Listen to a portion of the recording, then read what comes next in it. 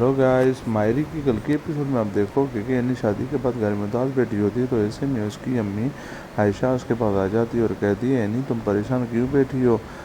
तो ऐसे में यानी कहती है कि अम्मी आपने मेरी शादी करवा के जल्दबाजी की और मेरी ज़िंदगी तबाह और बर्बाद कर दी है।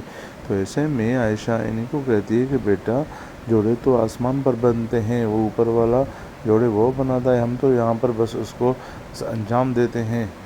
तो ऐसे में नहीं कहती है कि अम्मी आप लोगों ने जल्दबाजी की, आप लोगों को समझना चाहिए था, शादी तो बाद में भी हो सकती थी ना।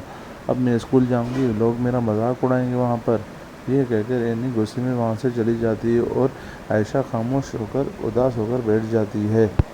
फिर शादी के दूसरे दिन एनी और फाकर आपस में उलझ पड़ते हैं। तो फाकर एनी से कहता है कि मेरे साथ बदतमीजी ना करो, मैं तो तुमसे शादी नहीं करना चाहता था। तो ऐसे में एनी कहती है मैं तुमसे कौन से शादी करना चाहती थी, बस ये तो घर वालों की मर्जी थी और मुझसे बदतमीजी ना करो, मैं तुमसे ज़्यादा बदतमीज़ हूँ। के बाद जब सब लोग साथ बैठे होते हैं तो ऐसे में ज़हीर सब लोगों को कहता है कि शुक्र है कि मैंने अपनी ज़िंदगी में अपनी बेटी की खुशियाँ देख ली। अब मैं सोचता हूँ कि उसको कारोबार पर भी लेकर जाऊँ, क्योंकि मेरे बाद तो अब वही संभालेगा।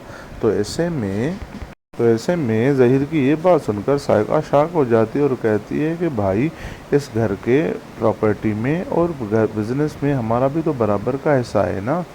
तो सायका की ये बात सुनकर समीना और ज़हीर बहुत शॉक हो जाते हैं और परेशान हो जाते हैं। और सायका को कहता है ज़हीर कि तुम लोग परेशान क्यों हो रहे हो, ज़ाहिर बात है इस मिल्कियत में आप लोगों का भी हिस्सा है।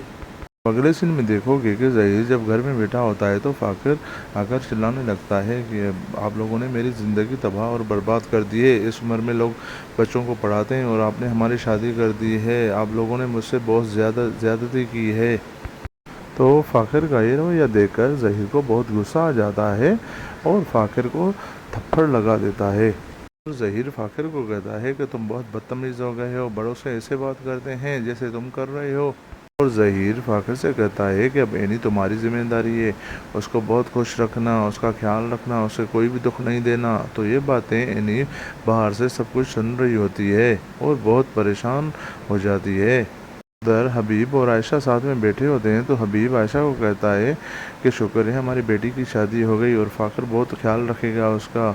और आयशा को कहता है कि मैं यार अब दोहरी ज़िंदगी से बहुत परेशान आ चुका हूँ, बहुत तंग हो गया हूँ ये इस दोहरी ज़िंदगी से। आयशा को गुस्सा आ जाता है और हबीब को कहती है कि अब तुम ऐसा करो कि हमें छोड़कर यहाँ से चले जाओ और वहाँ उसके साथ अकेले खुशी खुशी अपनी ज़िंदगी गुजारो।